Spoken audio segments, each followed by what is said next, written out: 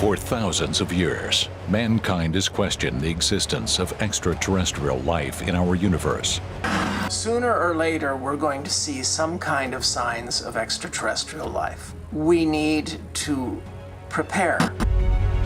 The chances that aliens exist in some form is highly probable. I think it's entirely likely that there's intelligent life somewhere in the universe.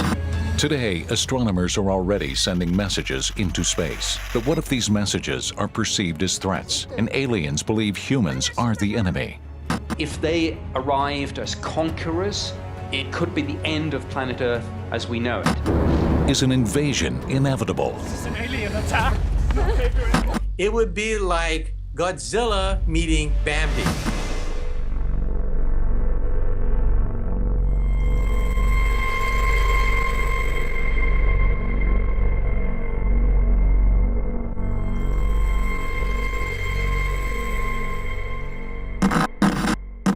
I think there's almost 100% chance that there are alien forms of life in the universe other than our own.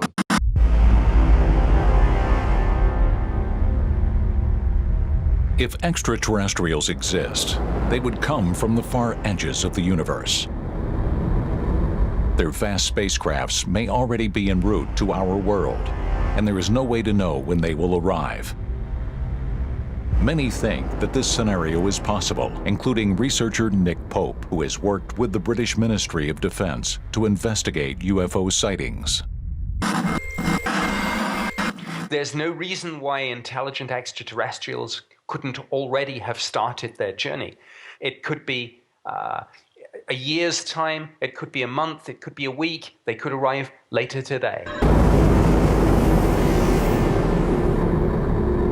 There's no way to determine whether they would come in peace or what their intentions would be.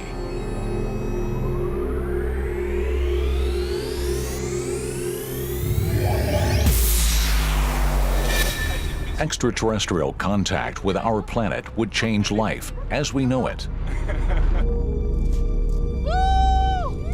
Nothing would ever be the same.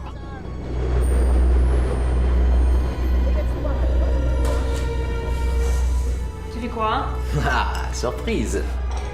The arrival of extraterrestrials could mean extinction for the human race.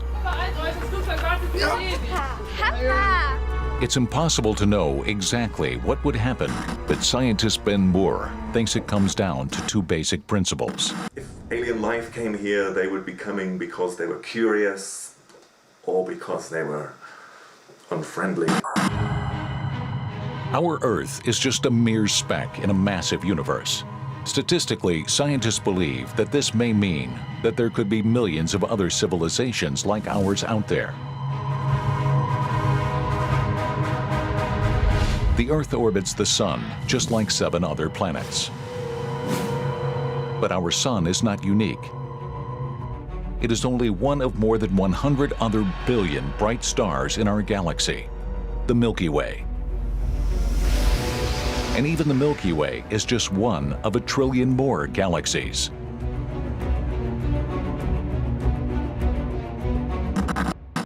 The universe is a very big place, and if you're talking something on the order of 1 trillion galaxies, each with 500 billion stars, it seems like a fairly silly notion to imagine that we're alone in the cosmos.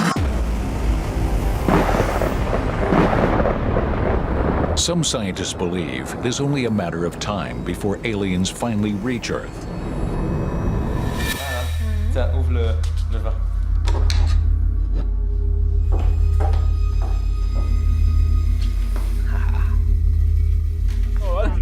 They might be closer than ever before. This is nice. The most incredible guy on Earth.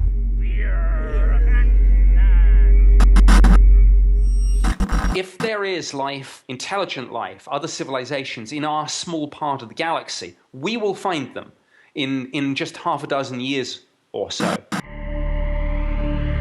Does life exist in space? The answer might lie within Earth's closest neighbor, the planet Mars.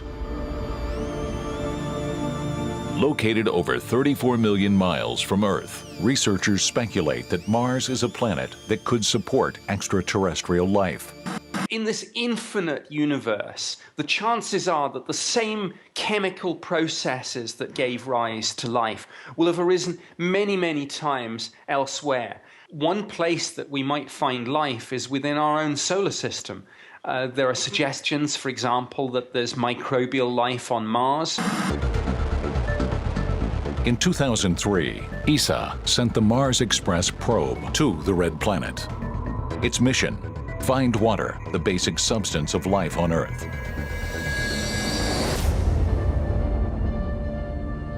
The images from the Mars camera showed something remarkable: deep valleys that cut through the Mars rock. At one point in time, water must have flowed here. And in some Mars craters, scientists have found frozen water. There are even entire glaciers capping the poles of Mars. But that's not all. We see images of riverbeds, even the image of an ocean. So we do know that Mars was once tropical. It was once lush. Scientists have been able to retrace the entire history of Mars. 4 billion years ago, a gigantic sea covered a third of the planet. This water would have been enough to support microorganisms, except suddenly, the climate changed.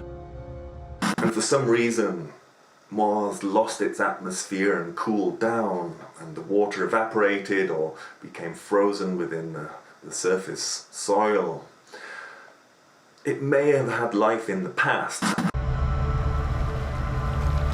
But if just a small amount of liquid water is still present, there is still hope for life on Mars.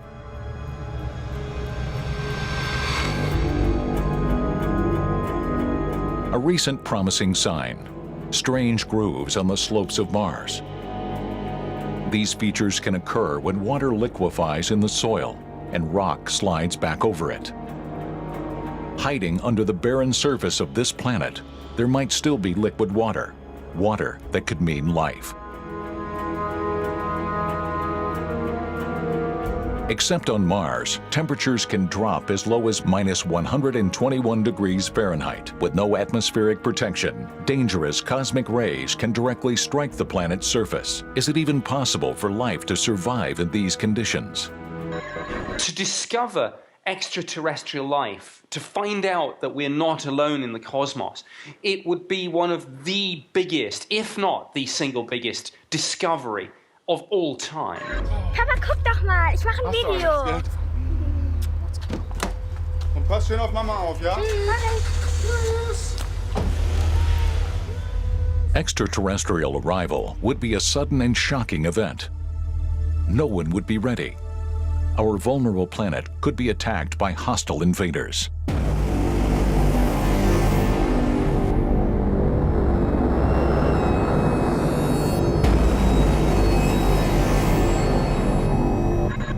If there was an alien spacecraft coming into our solar system, we may only have a few days or weeks warning.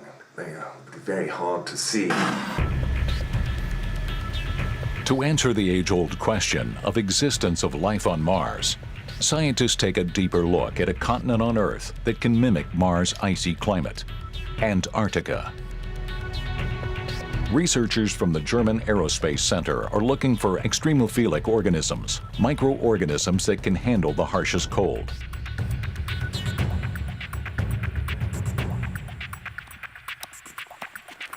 They find cyanobacteria, microfungi, and lichens, tiny creatures that can still survive at temperatures as low as -58 degrees.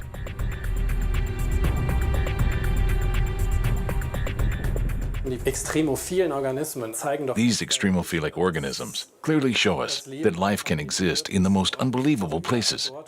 We find life in the most extreme locations on our planet. So why shouldn't organisms also exist on Mars, which is also an ice-cold desert?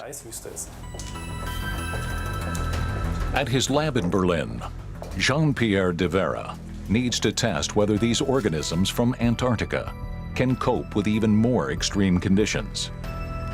He has designed a special Mars simulation chamber to put the mosses and bacteria to the test. This is our Mars chamber.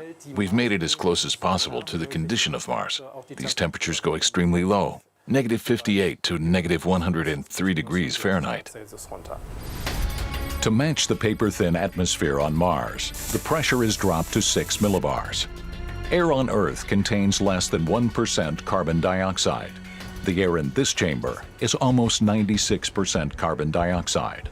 Under these conditions, most earthly creatures would immediately perish, but the extremophilic organisms from Antarctica survive.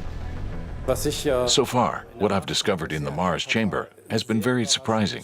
Even under the Mars conditions, the fungi could form proteins, and bacteria still produced methane. These algae and lichen could still be able to carry out photosynthesis even under Mars conditions. For this reason, we want to take the next step. We need to do these same tests in space.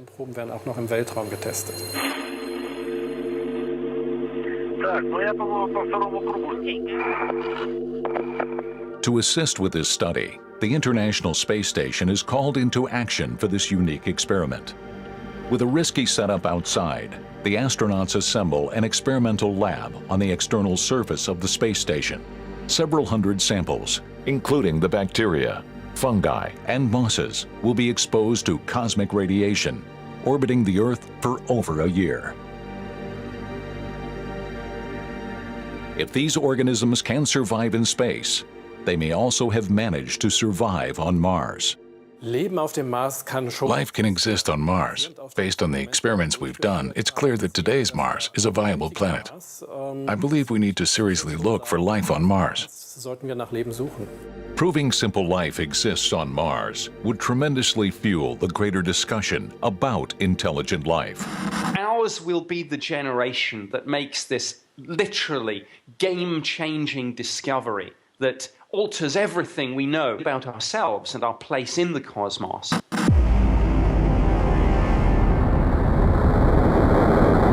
But others in the cosmos may be trying to find our world.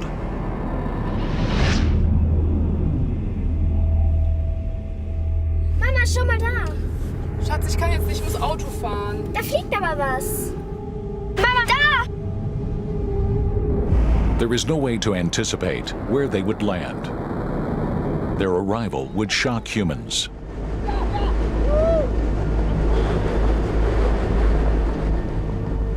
Was denn? Was ist denn?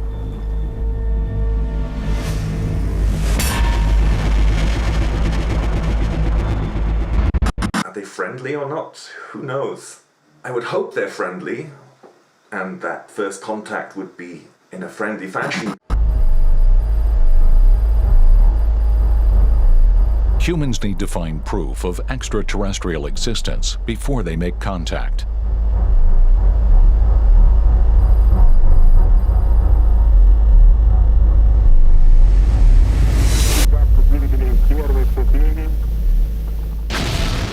March 14th, 2016. At the Russian space station in Baikonur, they are launching another new project to find out even more about Mars. ExoMars is a joint project of the European Space Agency, ESA, and the Russian space agency, Roscosmos.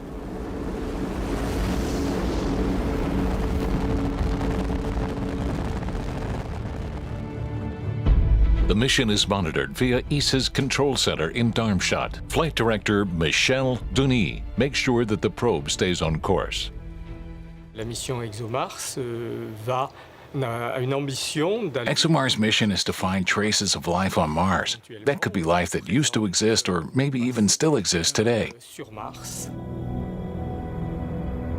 Since on Earth, methane is mostly produced by living things, the Trace Gas Orbiter is designed to detect methane and then find the source of the gas. Ce soit peut-être du The methane on Mars might be generated by volcanoes. peut-être des phénomènes We believe that those volcanoes are now extinct, so it could be produced by minerals, or it could be created by living organisms. complètement exclus, des phénomènes vivants. In the next phase of the mission, a rover will land on Mars, since cosmic radiation makes the surface itself too hostile for life forms. The rover will search for life in the ground. Protected from lethal radiation under the surface, microbes could still be alive.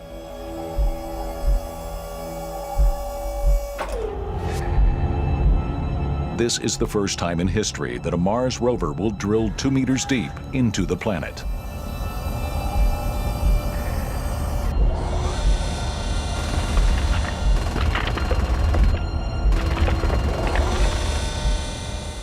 Plus on va en profondeur, plus on remonte dans l'histoire. The deeper we drill, the further we can go back in history, increasing the chances that we will find life. Sur Mars, au cas où elle est disparue. The soil samples are examined immediately at the site. A special set of instruments on board the rover analyzes the drill cores for traces of life.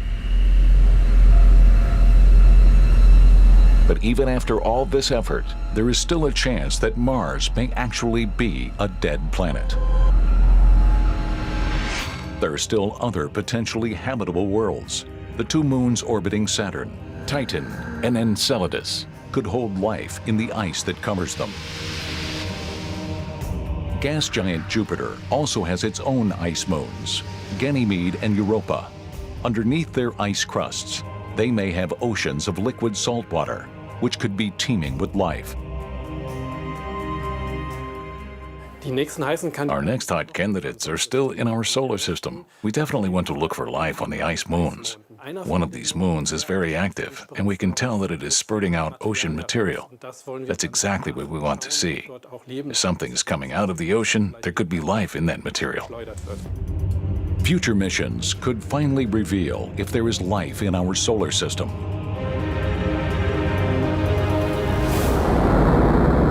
Unless highly developed extraterrestrials discover us first, scientists believe they could reach our planet. A species that had evolved for 1 million years longer than us would certainly have the capabilities to send a starship here. C'était très bon. Merci. Could these visitors be dangerous? Pourquoi tu me dis comme ça? J'ai quelque chose d'important à te demander. Qu'est-ce qui se passe? Est-ce que tu veux m'épouser? What would such an advanced species want from us? Chérie, tu fais quoi? Tu fais quoi?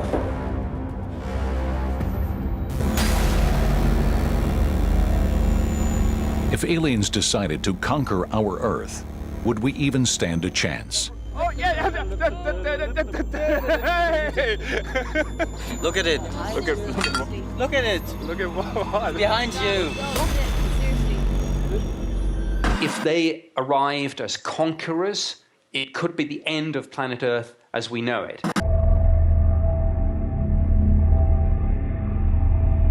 If extraterrestrials arrive, they will have traveled a great distance from a planet that is very far from our solar system. How do we identify where they will come from? One man is getting closer to the answer.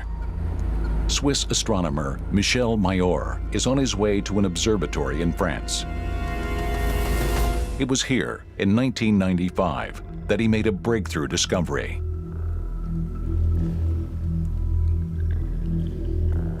Nous venions ici. We have come here to the observatory of Haute-Provence to measure as many stars as possible in the clear sky. Plus possible d'étoiles. In just his first week, Mayor was able to pinpoint 142 stars. And there's something very peculiar about one of them. Star 51, Pegasi, seemed to be moving. A small strange wobble that made him think that it could have a planet in its orbit. Quand on mesurait nos objets, Looking at them from Earth, most stars appear to have a steady, even speed. But we have noticed that 51 Pegasi actually changed its speed in a very specific way. sa vitesse qui était très particulière. Mayor has a theory. The gravitational pull of this star holds onto a planet, but the planet itself is tugging back, causing the star to also make a small movement. Astronomers call this a change in the radial velocity, which causes a shift in the way the light of the star reaches us back on Earth. As it moves forward, it is seen as bluish. As it moves back, it is perceived as red. Mayor checks these tiny deviations in the light spectrum with his spectrograph. Mayor is positive. 51 Pegasi must have a planet. This was our proof that there was a planet orbiting the star. For the first time ever, an exoplanet has been identified, a planet outside our solar system. The newly discovered planet is located in the constellation Pegasus, 50 light-years away from Earth, and it's been given a name, 51 Pegasi b. This was the first time that we found a star other than our sun that actually has a planet. The discovery of 51 Pegasi b is a major milestone in space exploration. We now know for certain that exoplanets exist outside our solar system. The discovery also is another reason why many scientists are convinced extraterrestrials exist, including well-known theoretical physicist Michio Kaku. I think the probability is near 100% that we will find intelligent life in the universe. Do any planets have the potential to support not just simple life forms, but the development of whole civilizations? Could there be a second Earth, a planet exists with the same characteristics as our own?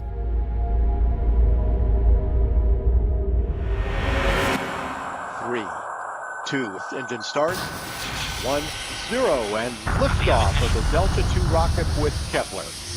In 2009, the Kepler telescope was launched into space.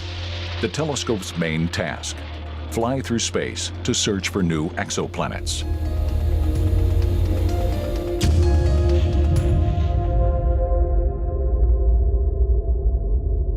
Kepler has spotted over 2,000 exoplanets, and the telescope keeps making new discoveries every day.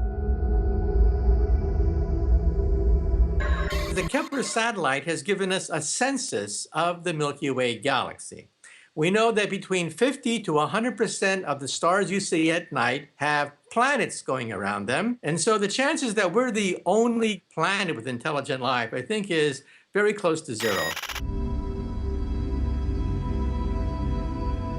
To this day, almost 4,000 exoplanets have been discovered. Like Corot 7b, 490 light-years away, this planet likely is primarily made up of hot lava. At first glance, planet HD 189733b actually looks like Earth, but it has its blue color for another reason. Not water, but hazardous glass particles in the atmosphere with brutal winds of 5,000 miles per hour. It may even rain molten glass on this planet.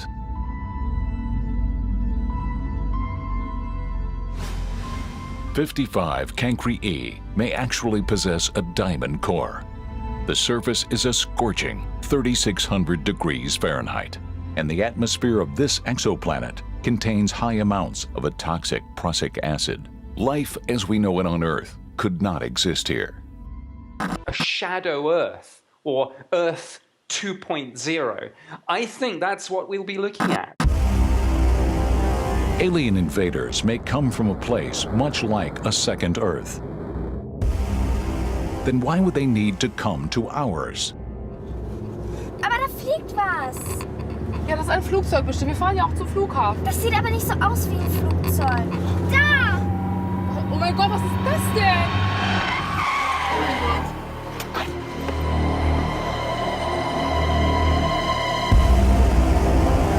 If they truly come to wage war, humans would have no hope. Military experts believe that facing aliens in combat would be devastating.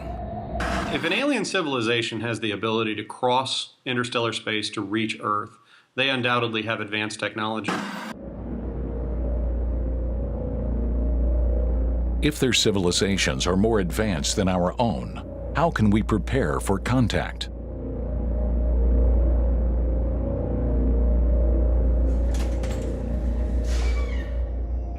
Another scientist is also scouring the skies to find a planet where life is possible.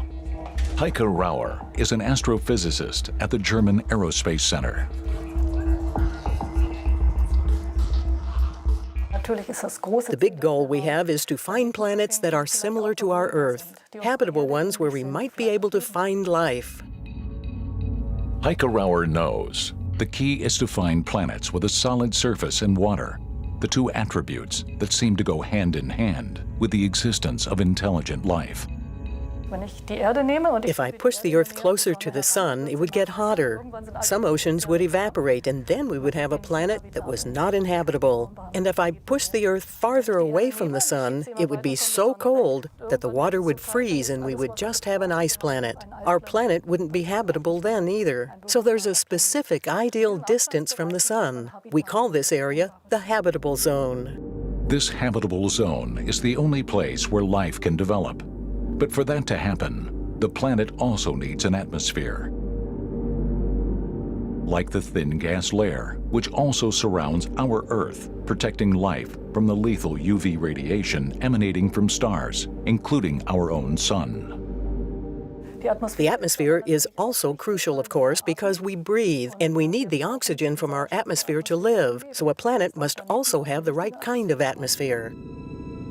She uses a trick to quickly find habitable planets. Wherever a planet flies past its star, at this precise moment, the star darkens slightly. Using this strategy, researchers like Heike Rauer now have detected more than 30 planets in the habitable zone that could be full of life.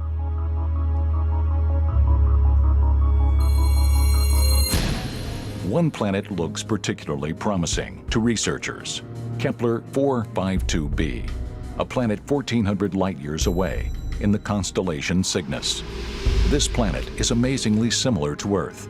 Its star has a similar size and temperature to our Sun.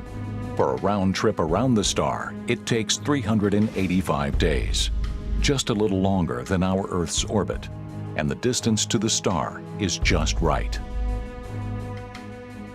Getting closer and closer to finding a world very much like our own. I think it's only a matter of time now, and I think it could be staggeringly close. A new European telescope has the means to finally find this second Earth. This advanced device is called the European Extremely Large Telescope, EELT for short. By 2024, the telescope will be stationed in the Chilean desert. It will be the largest of its kind in the world. At the assembly hall of the European Southern Observatory, technicians test the parts that will later become the telescope's main mirror. So what we have here is the very first prototype of the primary mirror of the ELT. So we need a very large mirror, which is impossible to build today, in a monolithic piece. Close to 800 individual hexagonal mirrors will be put together to create the telescope's 40-meter massive mirror. Up to now, we've been building telescope up to 8 to 10 meters, but now we have the technology to build something which is extremely large. 40 meters in diameter is as big as the Alliance Arena nearly, and it's enormous. The scientists hope that the telescope's power will finally prove that there is life on an exoplanet. They want to use the telescope to examine the planet's atmosphere. As soon as the planet moves in front of its star, using the color, scientists can determine what kinds of molecules it contains. The ultimate proof is to identify some specific markers, some ozone, for example, some specific elements in the atmosphere of this planet that can only be produced by life, by plants, by little creatures in the ecosystem. With the new telescope, researchers are aiming to find proof of life within the next 30 years. So it's definitely in our lifetime. So in the next decade, we will be able, with the ELT, to really understand if there is life, potential life or not. Is it possible that extraterrestrials are already also watching us? Are they planning a visit? And for what purpose? Sooner or later, we're going to see some kind of signs of extraterrestrial life. We need to prepare. An extraterrestrial attack would be the greatest catastrophe in human history.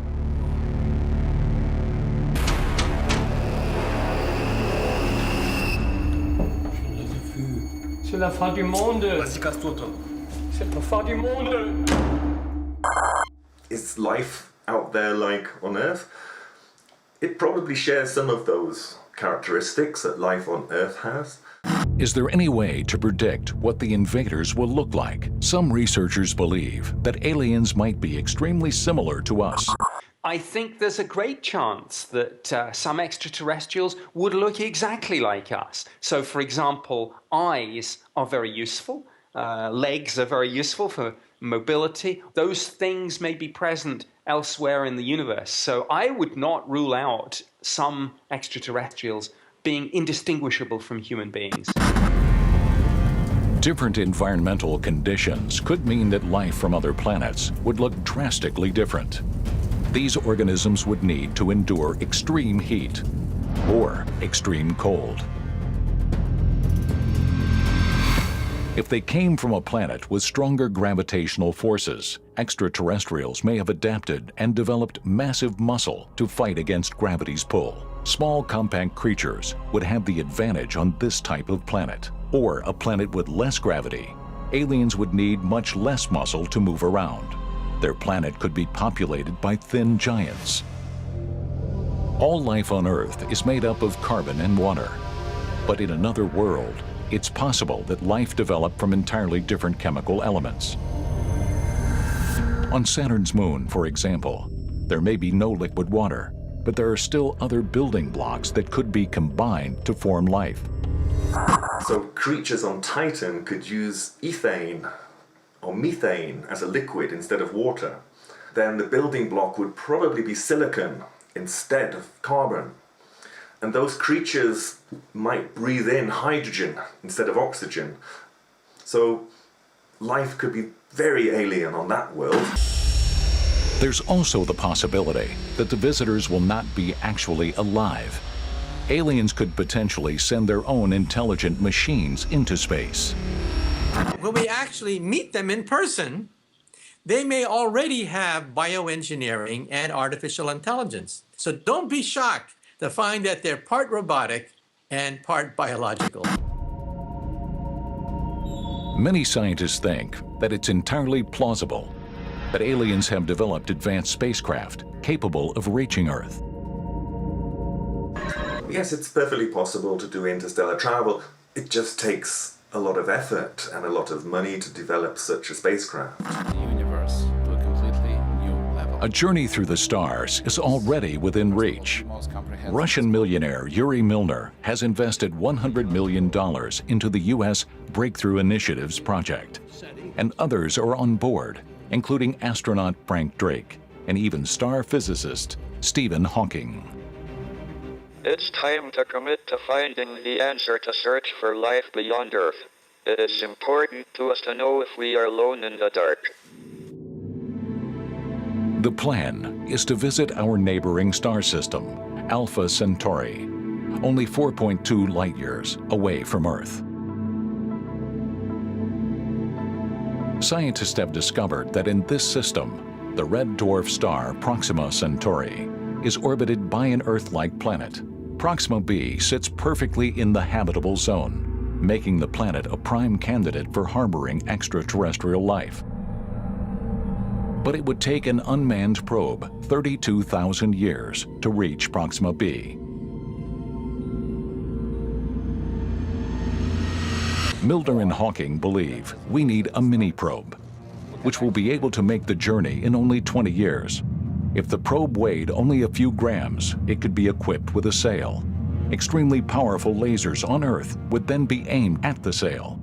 And in just 10 minutes, the probe would be pushed by the lasers at a quarter of the speed of light. For the first time in human history, we can do more than just gaze at the stars. We can actually reach them.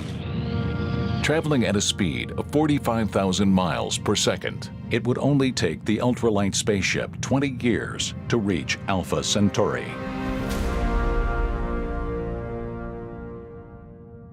If sentient life is based upon expansion and based upon exploration, then it's entirely likely that other sentient species are also engaging in interstellar exploration. Advanced civilizations could have developed entirely different technology. Some researchers believe that the most progressive aliens can tap the energy of entire stars to create wormholes that they then use to travel through space and time. We have come from horse and cart to stealth fighter and space rocket in 200 years. Now imagine a civilization with a million-year head start, which is not difficult to conceive of in a universe 14 billion years old. So let's not rule out the fact that if there are civilizations out there, they may come knocking on our door. Invasion by a higher-tech civilization poses a serious threat to the human race. In an attack, we would barely stand a chance. Ist es noch da? Humans would need to find shelter and safety as soon as possible. If this crisis would come to fruition, everyone would be caught off guard. But I think it's important to consider the possibility of interstellar species approaching the Earth that might be hostile, and consider what resources we might have at our disposal to allow us to defend ourselves. And time may be running out. Aliens may already be heading towards their target, Earth. But some alien hunters are more optimistic. One of the most famous hunters believes that aliens will be peaceful. Seth Shostak has devoted 50 years of his life to SETI research, the search for extraterrestrial intelligence. The American astronomer is convinced that his body of work will pay off. They're like a trillion, so that's a million planets just in our galaxy. It's like you bought a trillion lottery tickets. You know, a couple of them are going to be winners. So it just strikes me as inevitable that there is other intelligent life out there. Someday, we may be able to actually communicate with extraterrestrial civilizations, but are they already trying to get in touch with us? To find out, SETI researchers use radio telescopes, like the Allen Telescope Array in California. These telescopes can receive acoustic radio signals from deep within the universe. We point them in the direction of nearby stars, which we think might have planets, which might have life, which might have intelligent life. And we just look for signals that are coming from those directions, signals at one spot on the radio dial that would tell us, hey, you know, I don't know what they're saying, I don't know what they look like, but they've built a radio transmitter. And once upon a time, a signal just like this one reached Earth. 1977. The Big Ear Radio Telescope of The Ohio State University has its antennas aimed directly into space. Using these antennas, the telescope could capture every radio wave lying in its orbit, and suddenly it received a strange signal from space. Astrophysicist Jerry Amon was working on the Big Ear telescope. He could hardly believe it when he analyzed the recorded data. In those days, all the data were just printed out as numbers on a big printer, and he would just go through it and look to see if there was anything interesting that had happened the night before. One morning, he finds a big signal, and he gets so excited about it, he writes, "Wow," next to it. This wow signal came from the constellation Sagittarius, 200 light-years away from Earth. With a 30-fold standard deviation, the signal was strong enough to be heard over the background noise of the universe, and it may have been sent out by another civilization. But the wow signal was never detected again. To this day, it is unclear if it is a result of something natural or if it was caused by something else. If extraterrestrials are sending signals to us, what would happen if they personally paid us a visit? People would respond in many different ways. Some people would literally panic in the streets. There's no connection. Okay, nobody knows what's going on. People are freaking out. Hey, Chaos and violence would strike the cities of Earth. Our world as we know it would collapse. There's somebody coming.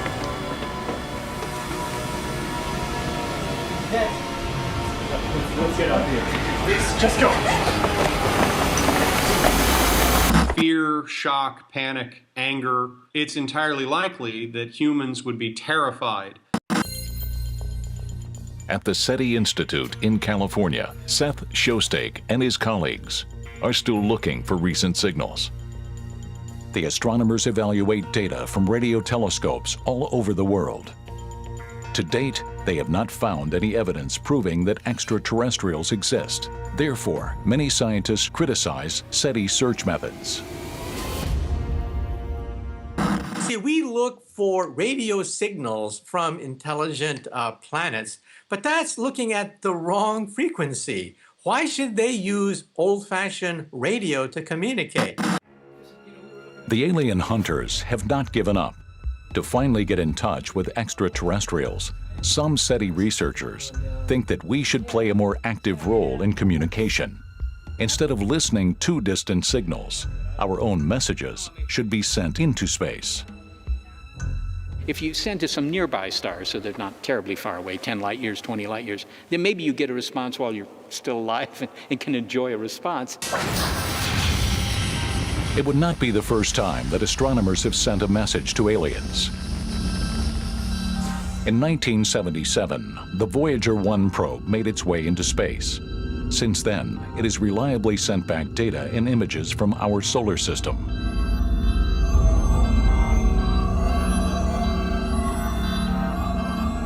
Precious cargo is stored on board. The Golden Record, a copper disc that holds music, images, and sounds from the Earth. Greetings recorded in 55 different languages, a way to kindly introduce ourselves to foreign civilizations. Hello from the children of planet Earth. Herzliche Grüße an alle. Bonjour tout le monde. Konnichiwa. O genki desu ka? Hola y saludos a todos. In 2012, Voyager 1 became the first probe to leave our solar system. It has flown further into space than any man-made object ever before. This cosmic message in a bottle will travel even deeper into interstellar space. By 2025, the probe will run out of its energy supply and continue into the cosmos, uncontrolled.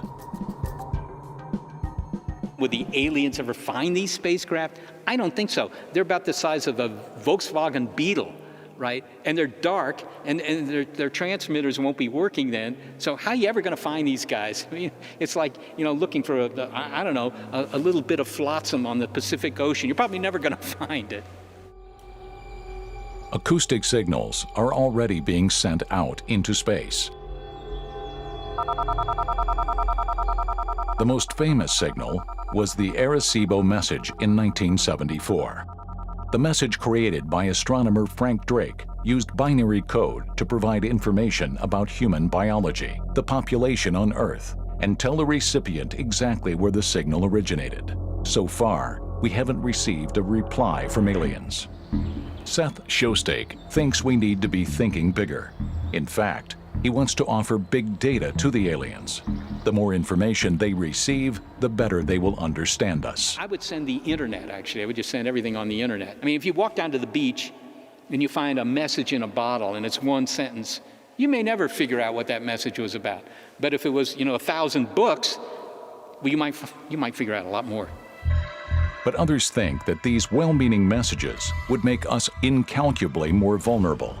Enemy aliens might leverage these communication efforts into a full-scale attack.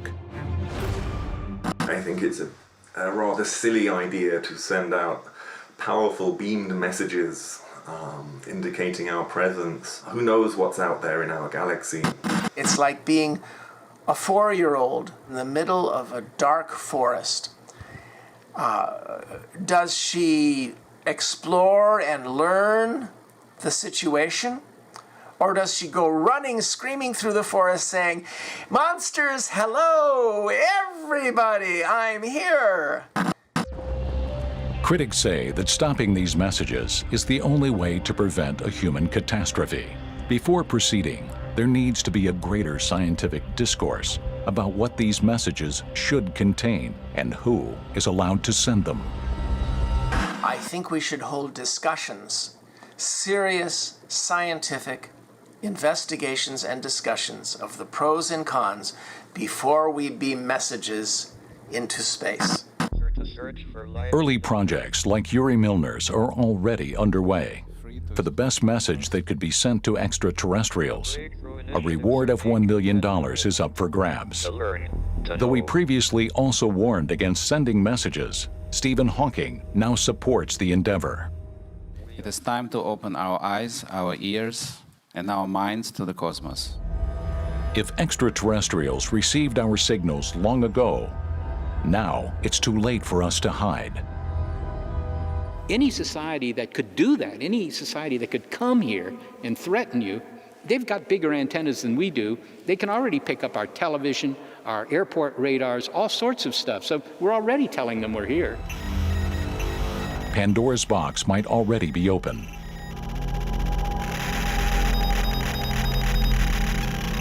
At this very moment, aliens could be en route to Earth.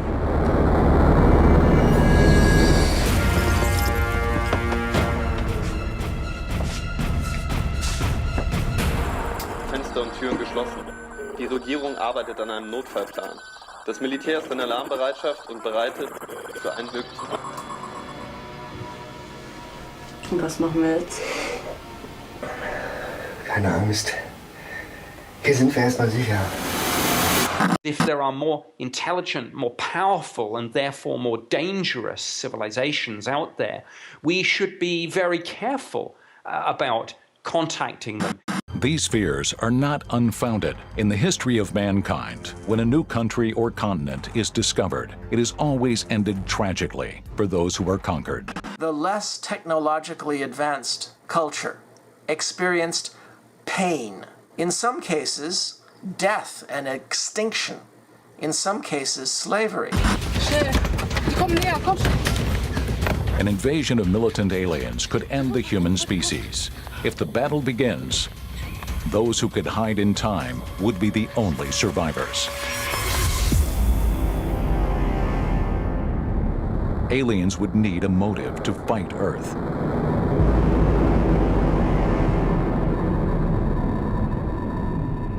It is possible to conceive of other civilizations who are at war in the cosmos and who are perhaps desperate for new territories or new resources. They may look at the Earth and say, this could be our new home.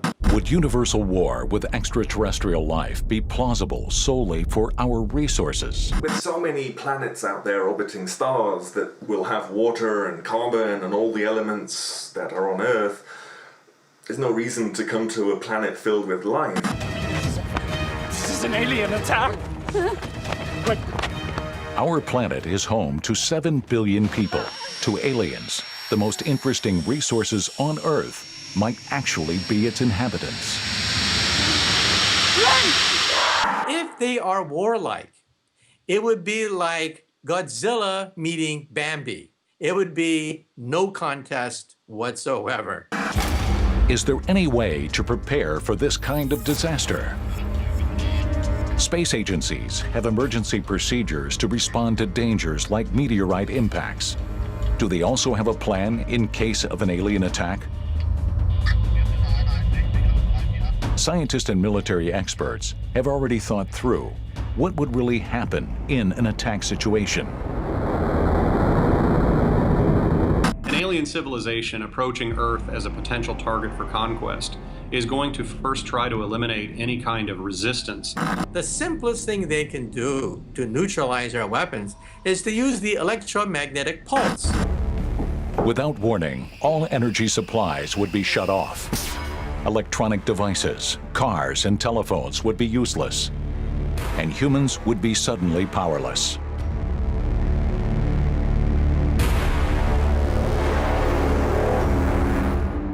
would essentially drive human civilization back into the 19th century. Earth's largest cities would be targeted first in an invasion, and most would not survive the brutal war.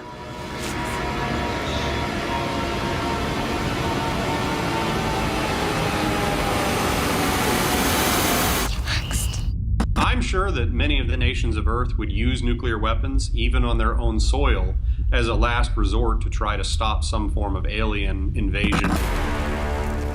Using weapons of mass destruction would destroy our own planet. Luckily, there is also another strategy. The first objective would actually just be survival. The second priority would be the capture of enemy technology and reverse engineer them. It may be possible for us to produce them in significant quantities. Even if aliens haven't planned a deadly invasion, it could still turn into war if we get in their way. And even if the aliens don't want to conquer us, even if the aliens don't want to eat us, even if the aliens don't want to plunder our natural resources, we might get in the way because maybe they have different intentions toward us. Humans would have no way to escape. We still don't know what's going on. We've gotten ourselves underground. If an enemy arrives that has such a massive disparity in their technological capabilities that you have no means of potentially fighting back, then perhaps your best opportunity to survive is to accept the changing nature of your civilization. If they came here with friendship, as explorers, that's great. We would hold out the hand of friendship ourselves. If they came as conquerors, I think we would simply have to surrender. This would be a war we could not win.